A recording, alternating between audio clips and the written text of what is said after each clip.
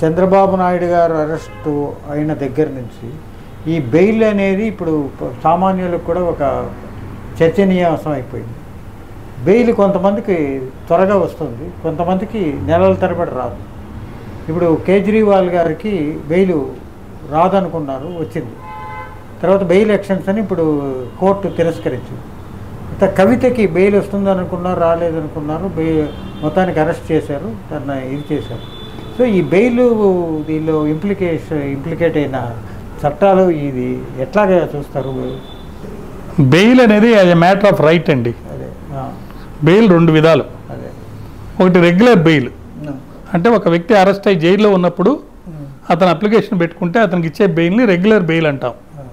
దాన్ని మామూలు సిఆర్పిసి ప్రకారం ఇప్పుడు 1/7/2024 దాకా ఉన్న చట్టం ప్రకారం చెప్తున్నాను నేను. 436, 437 రెండు రకాల సెక్షన్స్ ఉంటాయి. వాటిలో 436 అనేది బెయిలబుల్ అఫెన్స్కి సంబంధించింది. అదే as a matter of right shall అని వాడారు కాబట్టి ఇవ్వాల్సిందే. ఇంకోటి 437 దాని పనిష్మెంట్ కనుక మేబీ అరౌండ్ 2 ఇయర్స్ నుంచి 7 ఇయర్స్ దాకా ఉన్న కేసెస్కి సంబంధించి వాటికి కూడా అరెస్ట్ అయ్యి జైల్లో పెట్టొద్దు. సెక్షన్ 41A అని ఒక కొత్త ప్రొవిజన్ కింద నోటీస్ ఇచ్చి ఎక్స్ప్లెనేషన్ తీసుకొని ఆ ఎక్స్ప్లెనేషన్ కనుక మీకు యాక్సెప్టబుల్ లేకపోతే అప్పుడు అరెస్ట్ చేసి రిమాండ్ పంపించండి అన్నారు. ఆ పరిస్థితుల్లో కూడా అతను రిమాండ్ చేసిన తర్వాత జైల్లో పెట్టిన తర్వాత 437 కింద అప్లై చేస్తే బెయిల్ ఇస్తారు.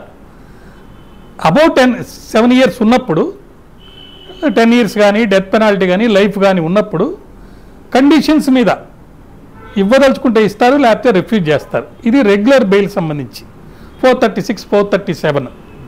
ఇకపోతే యాంటిసిపేటరీ బెయిల్ అని 439,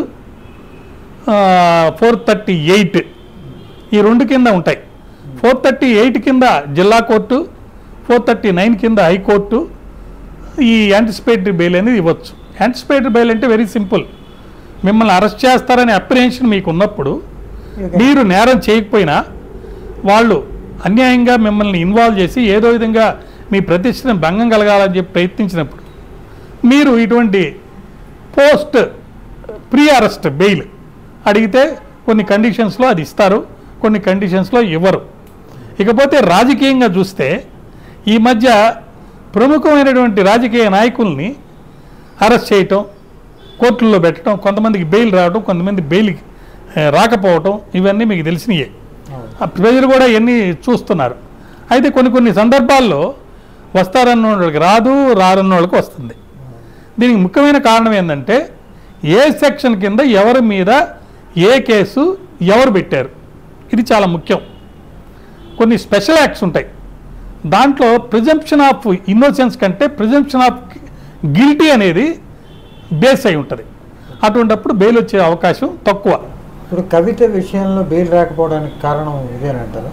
అది వ్యవస్థీకృత నేరం, ఆర్థిక నేరం, మనీ స్వింగ్లింగ్, ల్యాండరింగ్, మిస్యూజ్ ఆఫ్ పవర్ని బట్టి చేశారు కాబట్టి more than 1 crore rupees involve అయ్యి నేరం జరిగింది కాబట్టి స్టేట్ని ఇన్ఫ్లుయెన్స్ చేసి తనకున్నటువంటి పవర్ తోటి మిస్యూజ్ ఆఫ్ మనీ చేసి డబ్బు కూడా సంపాదించారు కాబట్టి తర్వాత ఎవిడెన్స్ని కూడా డెస్ట్రాయ్ చేశారు కాబట్టి బయటకు వస్తే విట్నెస్ని థ్రెట్ చేసే పవర్ వాళ్ళ దగ్గర ఉంది కాబట్టి నెక్స్ట్ ఇన్ఫ్లుయెన్స్ చేసేదానికి విట్నెస్ని ఎవిడెన్స్ లేకుండా చేసేదానికి కూడా అవకాశం ఉంది కాబట్టి ఇటువంటి వాళ్ళకి బెయిల్ ఇవ్వకూడదని వాదించి ఈడీ కేసుల్లో బెయిల్ అనేది రాకుండా ఎవరికి రాకుండా చేశారు.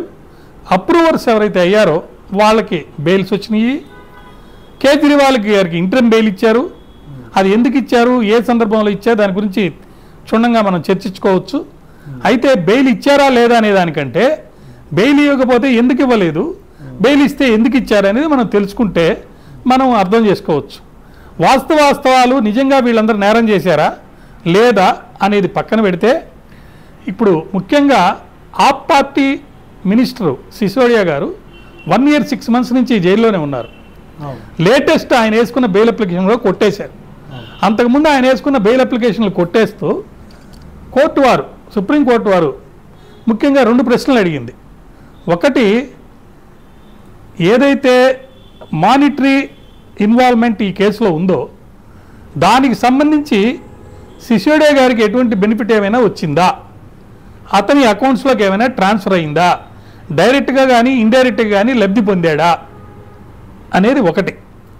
అలాంటి లేనప్పుడు ఇతన్ని ఎలా బెయిల్ ఇవ్వకుండా మేము ఆపగలితిమి, బెయిల్ ఎందుకు ఇవ్వకూడదని చెప్పి ప్రశ్న కోర్టు వారు అడిగారు. దానికి చెప్పిన సమాధానాలన్నీ విన్న తర్వాత కోర్టు బెయిల్ ఎందుకు ఇవ్వడం లేదంటే, ఈయన హెల్మ్ ఆఫ్ ద అఫైర్స్లో కన్సర్న్ మినిస్టర్గా ఉన్నప్పుడు ఈ నేరం జరిగినట్టుగా మనకు ప్రూవ్ అయింది.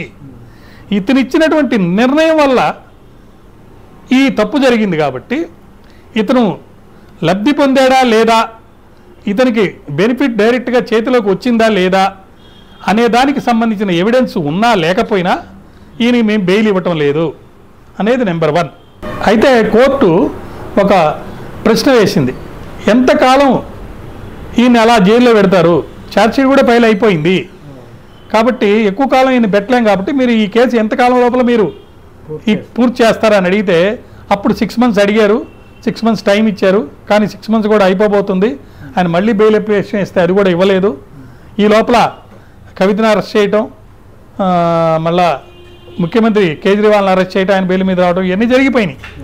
అయినా కూడా కేసు ఇంకా బిగినింగ్ స్టేజ్లోనే ఉంది. కాబట్టి నేనేమంటానంటే కోర్టు వారు వారి యొక్క డిస్క్రిప్షన్ ఎక్సర్సైజ్ చేసి కొన్ని సందర్భాల్లో బెయిల్ ఇస్తున్నారు, కొన్ని సందర్భాల్లో బెయిల్ ఇవ్వటం లేదు. అయితే ఈ పోలీస్ వారు పరిశోధన చేసేటప్పుడు, ఎవిడెన్స్ని సేకరించేటప్పుడు వాళ్ళు చేసే యాక్టివిటీసు ఇవి పొలిటికలీ మోటివేటెడ్ అని ఒక అలిగేషన్ వచ్చింది. బీజేపీ పవర్ మిస్యూజ్ చేసి సిబిఐని కంట్రోల్ చేసి ఒక రామచిలుకలాగా దాన్ని ఆడిస్తూ ప్యారెట్ లాగా ప్రతిపక్ష నాయకులపై, జర్నలిస్టులపై అక్రమంగా అన్యాయంగా కేసులు పెట్టి సమయాన్ని సందర్భాన్ని వాళ్ళే సెలెక్ట్ చేసుకొని అరెస్ట్ చేసి లోపలేస్తున్నారనేది ఒక వాదన. దానికి సంబంధించి కేజ్రీవాల్ గారు చేసిన వాదనని, అంటే వాళ్ళ వకీళ్ళు చేసిన వాదనని కోర్టు అంగీకరించింది. కోడ్ ఆఫ్ కాండక్ట్ అనేది ఎలక్షన్ సందర్భంగా ఇన్ ఫోర్స్లో ఉండంగా అప్పుడు దాకా ఎన్నో సందర్భాల్లో ఆయన్ని పిలిస్తే ఆయన వెళ్ళి సహకరించి స్టేట్మెంట్లు ఇచ్చి చేసిన, తదనంతరం నెంబర్ ఆఫ్ టైమ్స్ అతను పిలుస్తుంటే అతను రాకపోయినా అప్పుడు అరెస్ట్ చేయకుండా, అప్పుడు యాక్ట్ చేయకుండా, అప్పుడు ఆయన్ని జైల్లో పెట్టడానికి ప్రయత్నం చేయకుండా కోడ్ ఆఫ్ కాండక్ట్ అనేది ఫోర్స్లోకి వచ్చిన తర్వాత ఆయన్ని అరెస్ట్ చేశారు. ఇది చాలా అన్యాయం, అక్రమము. ఇది election commission code of conduct లేకపోతే ఇన్స్ట్రక్షన్స్, రూల్స్ని వైలేట్ చేసి అతని యొక్క పొలిటికల్ రైట్ని for contesting in the election and propagating for his పార్టీని హరించే విధంగా ఉంది. కాబట్టి మేము ఆయనకి టెంపరీ ఇంటరిమ్ బెయిల్ ఇస్తున్నామని చెప్పి 2వ తారీఖు దాకా ఉండి సరెండర్ కమ్మని ఇచ్చారు. అయితే ఇప్పుడు హెల్త్ బాగాలేదని చెప్పి ఇంకో పిటిషన్ వేశారు.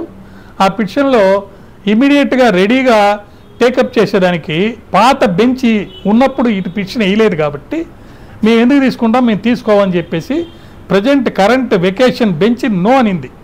ఈ సందర్భంగా ఏం జరిగిందంటే, మీరు చీఫ్ జస్టిస్ దగ్గర అది పెట్టుకోండి, చీఫ్ జస్టిస్ గారు అనుమతి ఇచ్చి మీకు గనక లిస్ట్ చేయమంటే మా దగ్గరికి వస్తే మేము చూస్తామన్నారు.